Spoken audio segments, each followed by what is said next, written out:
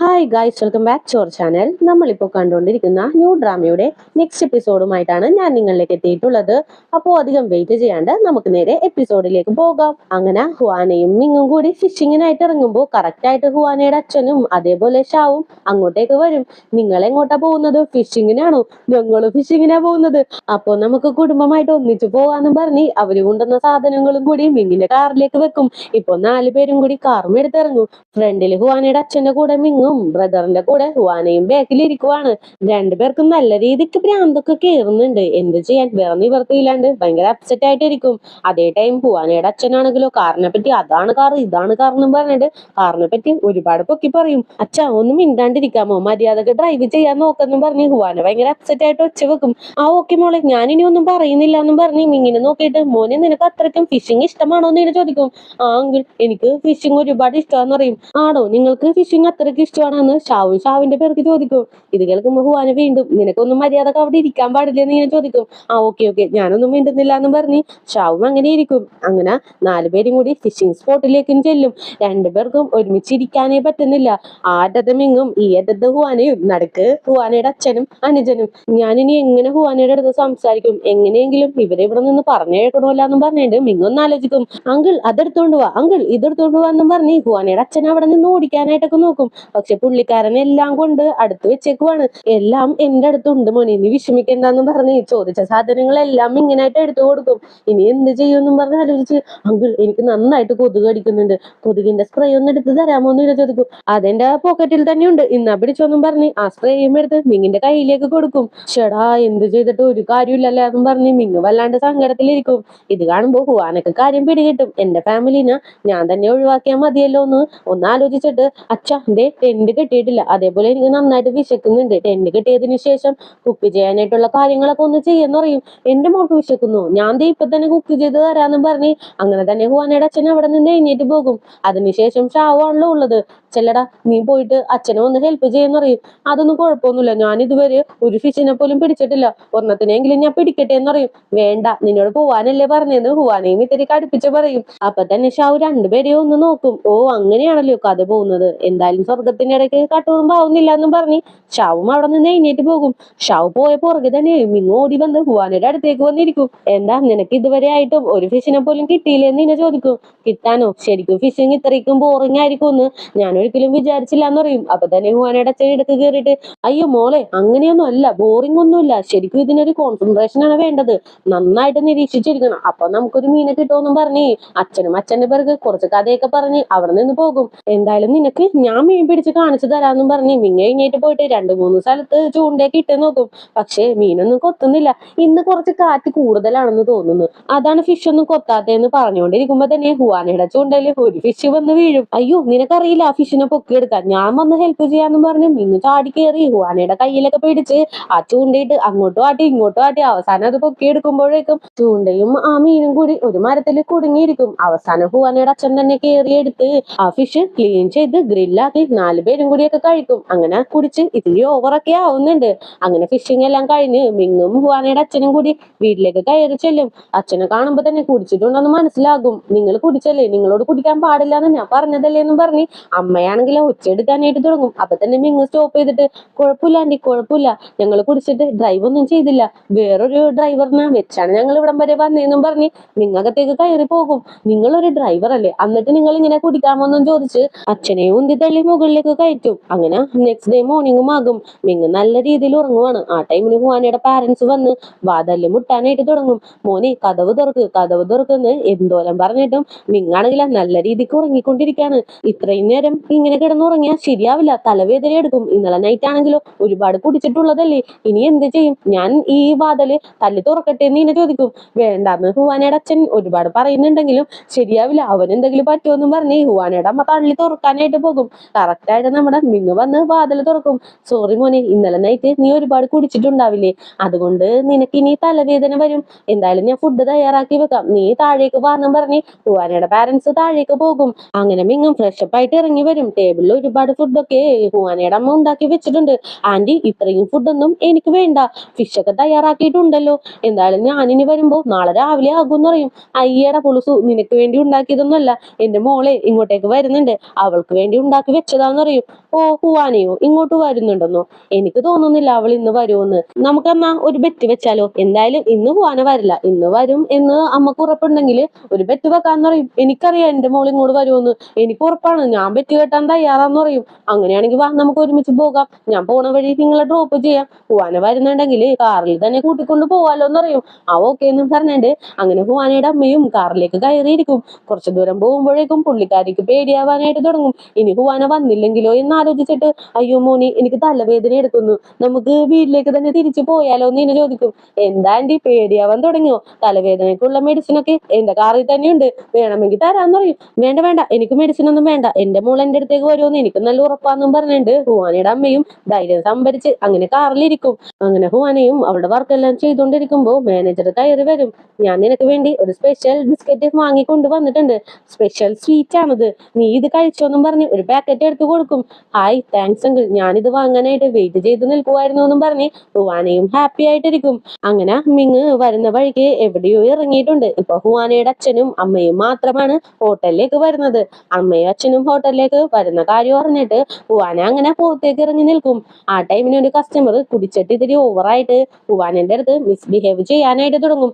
Hi, നീയാണല്ലേ owner? അങ്ങനെയാണെങ്കിൽ വാ, നമുക്ക് ഒരുമിച്ച് പോയിട്ട് ഒരു ഡ്രിങ്ക് കുടിക്കാന്നും പറഞ്ഞ് ഹുവാനയുടെ മേത്ത് കൈവെക്കാനായിട്ടൊക്കെ പോകും. അവിടെയുള്ള സെക്യൂരിറ്റീസ് ഒക്കെ വന്ന് തടുക്കുന്നുണ്ടെങ്കിലും അവരെ എല്ലാം തള്ളിവിട്ട് ഹുവാനയുടെ മേത്ത് കൈവെക്കാനായിട്ട് പോകും.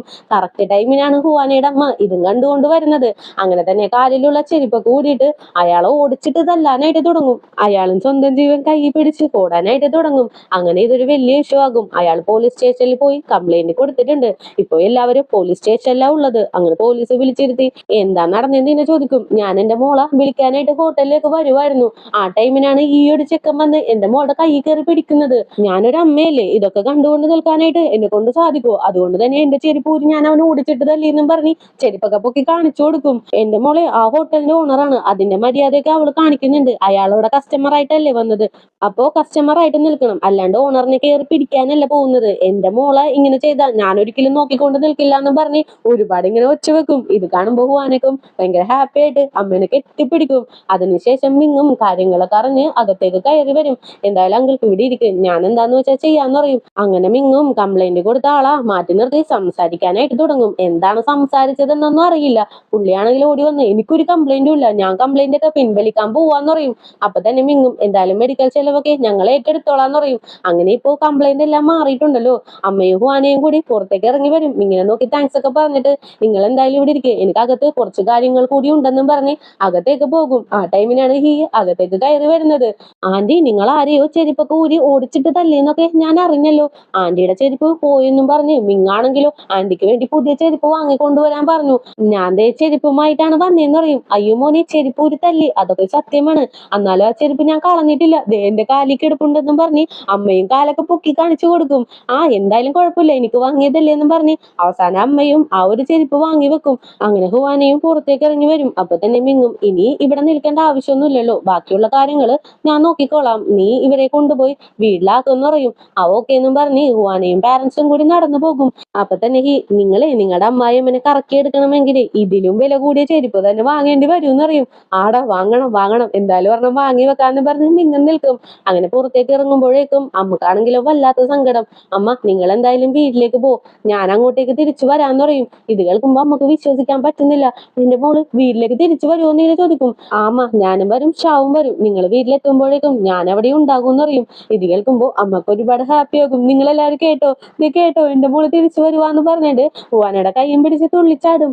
അങ്ങനെ രണ്ടുപേരും ഇപ്പോ വീട്ടിലെത്തിയിട്ടുണ്ട്. ഹുവാന ചെന്നിരുന്ന ഉടനെ തന്നെ അമ്മയുടെ കയ്യിലൊക്കെ ബാൻഡേജ് ഒക്കെ വെച്ച് കൊടുക്കും. അമ്മ, കയ്യിലൊക്കെ ഒരുപാട് മുറിവുണ്ട്, എനിക്ക് വിശക്കുന്നു എന്നും പറഞ്ഞ് എനിക്ക് ഫുഡൊന്നും ഉണ്ടാക്കാനായിട്ട് അമ്മ പോവണ്ട, എല്ലാ കാര്യങ്ങളും ഞാൻ നോക്കിക്കോളാന്ന് പറയും. ആ ശരി മോളെ, ഞാൻ എന്തായാലും നിന്റെ റൂമിലുള്ള ബെഡൊക്കെ ശരിയാക്കിയിട്ട് വരാന്നും പറഞ്ഞ് അമ്മ വീണ്ടും എഴുന്നേക്കും.